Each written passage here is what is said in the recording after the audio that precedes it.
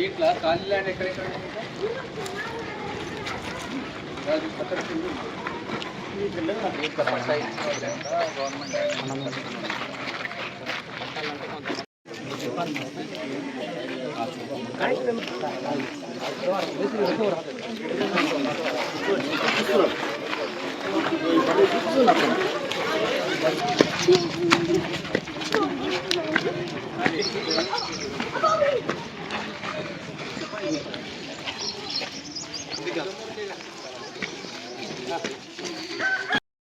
మోదీ ఉంది సార్ చూస్తున్నాడు గల్లీలు పోంటే అన్ని మొత్తం ఇదవుతుంది మొత్తం వాటర్ అక్కడ వచ్చేస్తుంది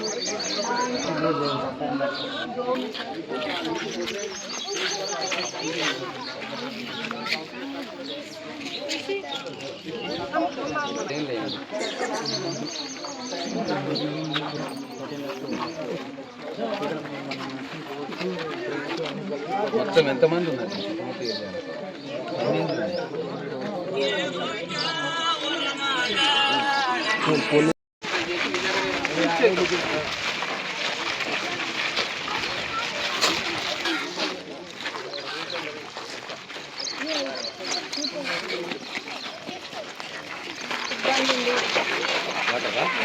చాలా అవుతుంది సార్. ఏడ తెచ్చుకుంటే కూడా ఒక బోర్ లేదు, ఏడ తెచ్చుకోవాలన్నా కూడా మంది ఉంటే 2-3 గింజలు అడుకొని తెచ్చుకుంటుంది. గవర్నమెంట్ ల్యాండ్ ఉందా? ఇది గవర్నమెంట్ ఇది బోర్ పడుతుందా?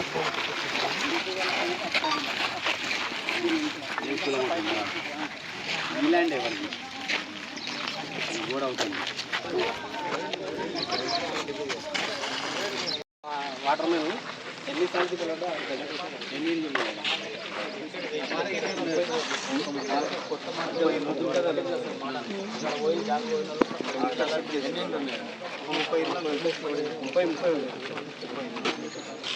తీసుకుపోతా అంటే గడి ఆడవాళ్ళకి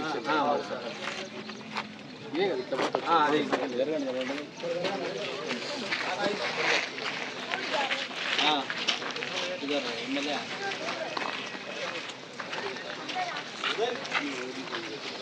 पूरी नीड़ा दूसरा పెట్టిండ్రా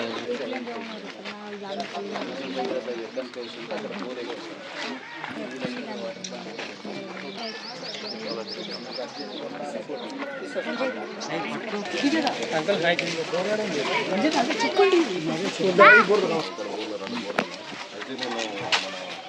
వాళ్ళని అడిగితే నిధులతో మన బోర్ని మిషన్ బయట లింక్ చేసేసి ఎప్పుడైనా మిషన్ బయట వాటర్ రాకపోతే ఎక్కువ శాతం దీన్ని రిలీజ్ చేసేది. దీనికైతే మోటార్ పడుతుంది.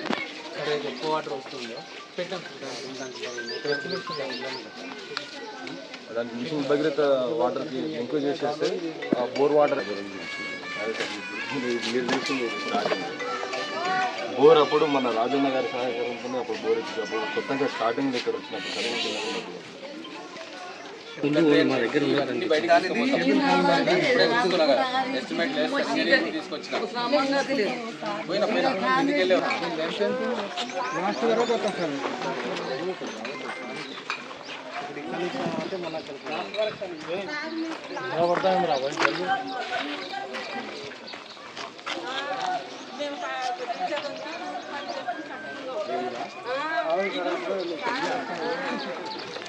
పదిహేను 20 ఏళ్ళు అవుతా సార్ ఇక్కడ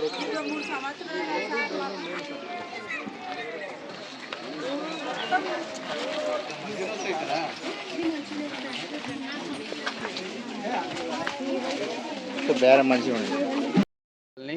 వికలాంగుల కాలనీ కమిషనర్ గారు, నేను, ముడా చైర్మన్ గారు, కౌన్సిలర్స్, మాజీ చైర్మన్ గారు మేము అందరం కలిసి విజిట్ చేయడం జరిగింది. రెవెన్యూ యంత్రాంగం డిప్యూటీ తహసీల్దార్ గారిని కూడా తీసుకొచ్చినాము.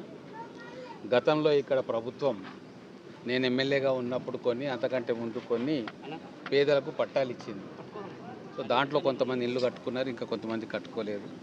ఈ మధ్యకాలంలో ఎక్కడ ప్రభుత్వ స్థలం దొరికితే అక్కడ చాలామంది పేదవాళ్ళే కావచ్చు, దాంట్లో కొంతమంది ఆల్రెడీ ఇండ్లున్న వాళ్ళు కూడా వచ్చి ఇల్లు కట్టే కార్యక్రమం చేశారు, కబ్జా చేసే కార్యక్రమం చేస్తే గతంలో రెవెన్యూ యంత్రాంగం వాటిలో కొన్నిటిని తీసివేయడం జరిగింది. సో ఇక్కడ మౌలిక వసతుల కల్పన జరగలే. గత 10 ఏళ్లుగా దీనివైపు ఎవరు కూడా దృష్టి పెట్టలే. ఎంతసేపు ఇక్కడ భూమిని తీసుకొని అమ్ముకోవాలన్నది తప్ప ఇక్కడ మినిమం ఫెసిలిటీస్ కూడా ఇవ్వలే. ఎప్పుడో ఉన్న రోడ్లే ఉన్నాయి, ఏదో ఒకటో రెండో రోడ్లు వేసినట్టుగా ఇప్పుడు చెప్తా ఉన్నారు. దీన్ని పూర్తిగా అభివృద్ధి చేయాల్సిన బాధ్యత మా మీద ఉంది. ఇక్కడ ఉండే ప్రజలందరూ కూడా కూలీనాలు చేసుకునే ప్రజలు, పేద ప్రజలు, ఆటో నడుపుకునే వాళ్ళు, ఇంకా రకరకాల వృత్తులలో ఉండేవారు. ఇక్కడ పరిస్థితి మాత్రం చాలా దయనీయంగా ఉంది. ఖచ్చితంగా దీని మీద స్పెషల్ ఫోకస్ చేస్తాం. కమిషనర్ గారికి కూడా చెప్పినాం. మొదటి ప్రియారిటీ ఎక్కడైతే మంచినీళ్ళు లేవో తాగడానికి అక్కడ ఇమ్మీడియట్గా వాళ్ళకు మంచినీటి వసతి కల్పించాలా. రెండు మూడు బోర్లు ఉన్నాయి ఇక్కడ, కానీ ఆ మోటార్లు తీసుకొని పోయిందంటే ఎవరు ఇమ్మీడియట్గా మోటార్లు వేయమని చెప్పినాం. వాళ్ళకు డ్రింకింగ్ వాటర్ ఫెసిలిటీ ఇవ్వాలి. మిషన్ భగీరథ కొన్ని ప్రాంతాల్లో పోవట్లేదు, ఆ ప్రెషర్ రావట్లేదు. సో అక్కడ కూడా ఏం చేస్తే బాగుంటుందో రిపోర్ట్ ఇవ్వమని చెప్పినాం. డ్రైనేజ్ వ్యవస్థ అస్తవ్యస్తంగా ఉంది. ఒక మెయిన్ డ్రైన్ కట్టాలని చెప్పి నేను ఇప్పుడే కమిషనర్ గారికి చెప్పిన. ఫస్ట్ డ్రైన్స్ కట్టుకొని ఆ తర్వాత ఒక్కొక్కటిగా ఇక్కడ రోడ్లు వేసుకోవాల్సిన అవసరం ఉంది. స్కూల్ లేదని కూడా వాళ్ళు చెప్పిండ్రు. ఖచ్చితంగా ఇంత పెద్ద కాలనీ ఉంది, పేద వర్గాలు ప్రైవేట్ పంపించలేరు, ప్రైవేట్ స్కూళ్ళలో పిల్లల్ని పంపించలేరు. కాబట్టి ఇక్కడ ఖచ్చితంగా అర్జెంటుగా ఒక స్కూల్ కావాలి. దానికి ల్యాండ్ వెతికి పెట్టమని ఇప్పుడే డిప్యూటీ తహసీల్దార్ గారికి చెప్పిన. ఇమ్మీడియట్గా అంగన్వాడీ కేంద్రం కూడా బలోపేతం చేయాల్సిన అవసరం ఉంది. వీళ్ళకి కావాల్సిన మినిమం వసతులు కల్పించాల్సిన బాధ్యత మున్సిపల్ కార్పొరేషన్ మీద ఉంది. ఖచ్చితంగా రాబోయే రోజుల్లో ఒకటి తర్వాత ఒకటి ఈ ప్రాంతాన్ని అభివృద్ధి చేయడానికి నేను పూర్తిగా ప్రయత్నం చేస్తాను. గత 10 సంవత్సరాలు జరిగిన నిర్లక్ష్యం ఇప్పుడు జరగదు.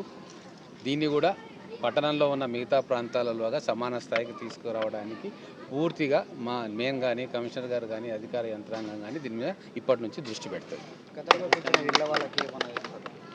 దాంట్లో అది రెవెన్యూకి సంబంధించిన అంశం.